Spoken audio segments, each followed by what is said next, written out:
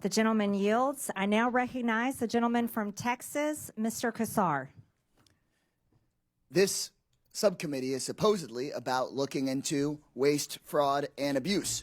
So I'd like to start talking about independent inspector generals who are supposed to be looking into waste, fraud, and abuse. Mr. Talcove, do you know how many inspector generals at agencies that were investigating Elon Musk's companies have been fired by the Trump-Musk administration? No. It is 5. Ms. Royal, the Inspector General of the Department of Labor had 17 open investigations into Tesla and SpaceX. Do you know what the Trump-Musk administration did to that Inspector General? No. They fired him, and I think y'all know. Mr. Whitson, the Inspector General of the Department of Transportation was investigating Tesla. Do you know what the Trump-Musk administration did to that Inspector General? No. They were fired. The Department of Defense's Inspector General was looking into SpaceX. Mr. Hedler, do you know what the Trump-Musk administration did to that Inspector General? I believe he was fired. Thank you. I think everybody on the panel knows what the answer to these questions were. The U.S. Department of Agriculture Inspector General was investigating Musk's Neuralink. Mr. Talcove, now I'll ask you again under oath, do you know what Mr. Trump did to that Inspector General that was looking into one of Musk's companies? No. He was fired. The Inspector General at the EPA was repeatedly taking on Tesla. Mr. Hedler, since it seems that you're answering the questions that everyone knows the answer to, do you know what the Trump-Musk administration did to that Inspector General?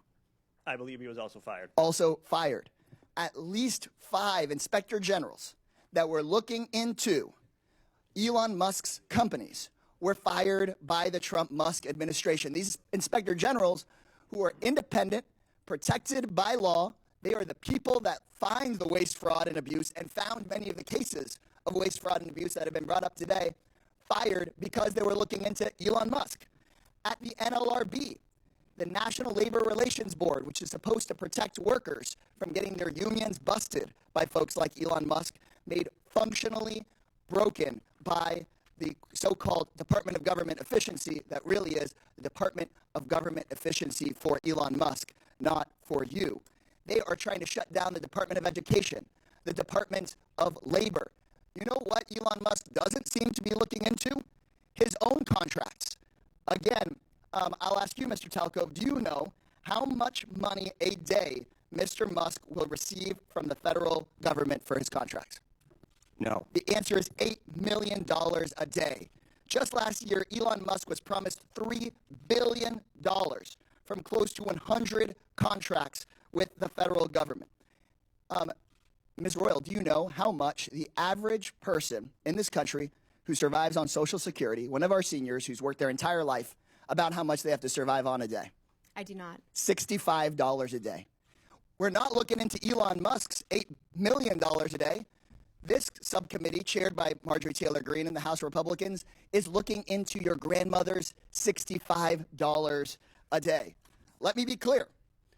I think we would all support taxpayer savings, look into money we might needlessly send to billionaires and big corporations, find taxpayer savings, and send it back to your hardworking family.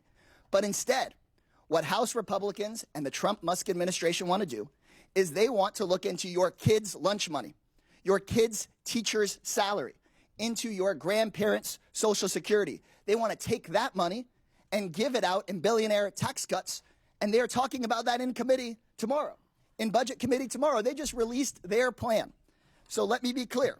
When Republicans talk about government efficiency in this Congress, they're not looking into billionaires who don't pay their taxes. They're not looking into billionaires who get rich off of government contracts. They're not looking into Elon Musk firing watchdogs who are supposed to keep him accountable. They're looking at cutting your public schools. They're going straight for your Social Security. They're coming straight for cancer research. They're coming straight for the Department of Education. They're not looking at big tech.